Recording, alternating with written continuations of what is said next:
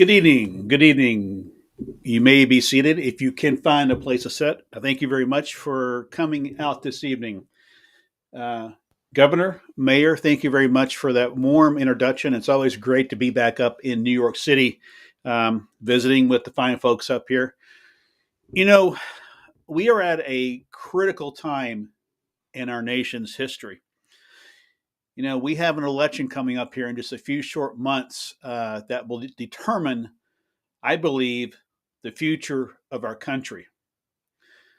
And I truly believe the future of democracy is on the ballot. You've heard that said so many times, but I truly believe it is. And here's what my concern is: we have candidates out there um, that a lot of what they've done is talking about themselves or talking about each other. It shouldn't be about themselves, but about each other. There's been attacks on other candidates. There's been name calling. Sometimes even slanderous stuff has been said. And it's not a time for that. A campaign is where you need to lay out your position on where you stand on the issues. I've heard so much name calling that but I've heard very little content about the issues. Oh, I've heard candidates say on day one they're going to be a dictator and what they're going to do on day one. I always love that analogy.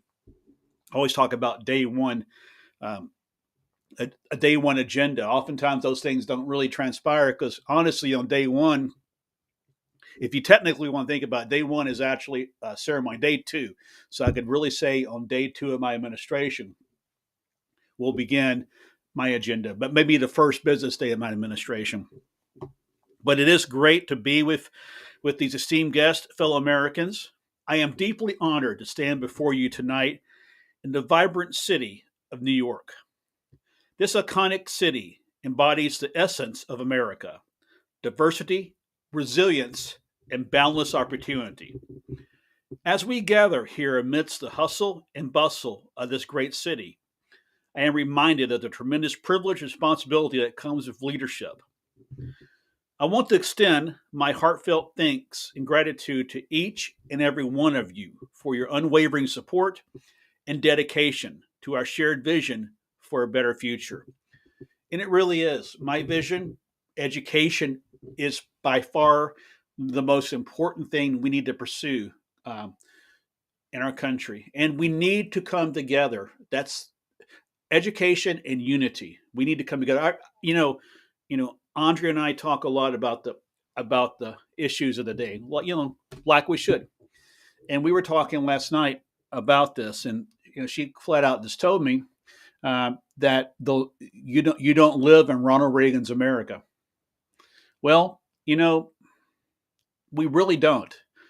Maybe partially we do, but I recall in Ronald Reagan's America, what we had was a sense of unity and pride in our nation. I'm not saying that doesn't exist, but there's so much division, there's so much polarization, there's so much hatred going on now that yeah, we don't live in the Ronald Reagan America. You know, I I I think about that campaign and how his campaign theme was "Morning in America," and there was always showing the sunrise coming up over the city, everybody going off to work, uh, people saying that they're better off um, than they were 4 years ago. And that's become a very famous line that's been used since the 1980s, since 1980, actually the 80 election. Um, so I'm going to ask the question tonight: are you better off than you were 4 years ago? Let's look back at 4 years ago.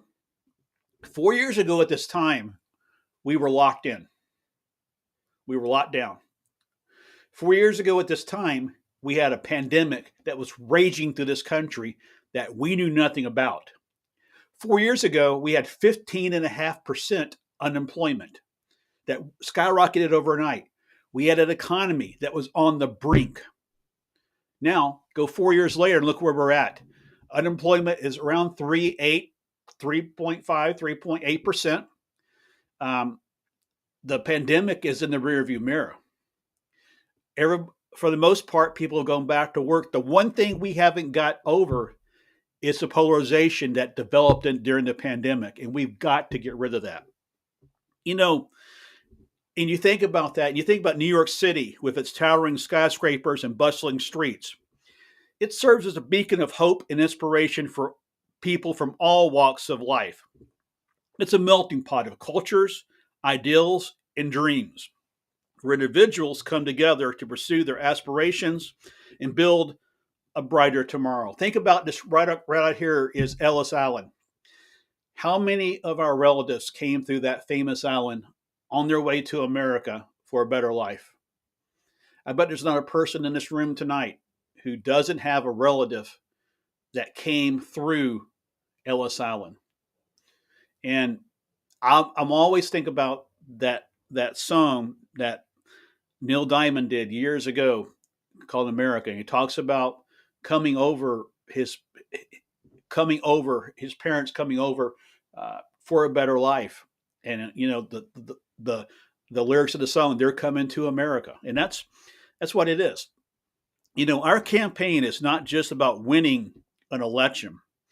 It's about bringing people together, transcending divisions, and forging a path forward that uplifts every American.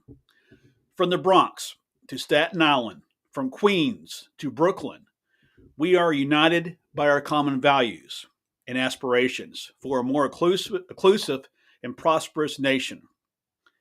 In the face of unprecedented challenges, we must stand together as one nation, indivisible and unwavering in our commitment to progress, whether it's addressing climate change, expanding access to health care, or creating economic opportunities for all. We must confront these challenges head on with courage, compassion, and conviction.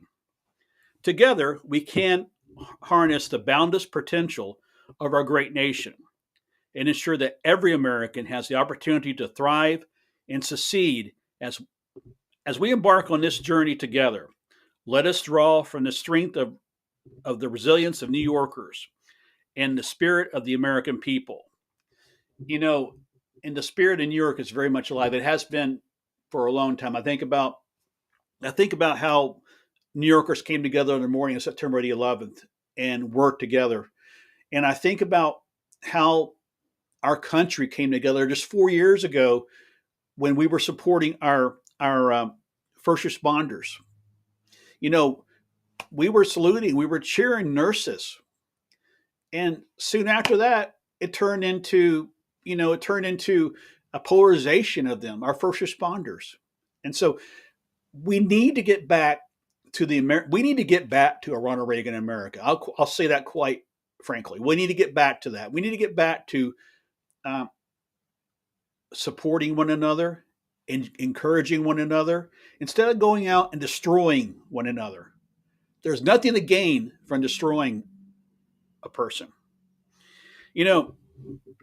I think about another occupant of the White House about 25 years ago, another Texan, and he had a painting in the Oval Office, painting by a painter named Tom, or I shouldn't say painter, I should say artist, Tom Lay, painted this beautiful painting called Near El Paso. And Tom and his wife, Sarah, talk about living on the east side of the mountain.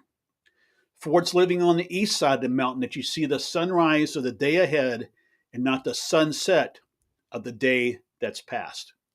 So many of the candidates out there today are talking about living on the west side of the mountain, about the day that's past in this country.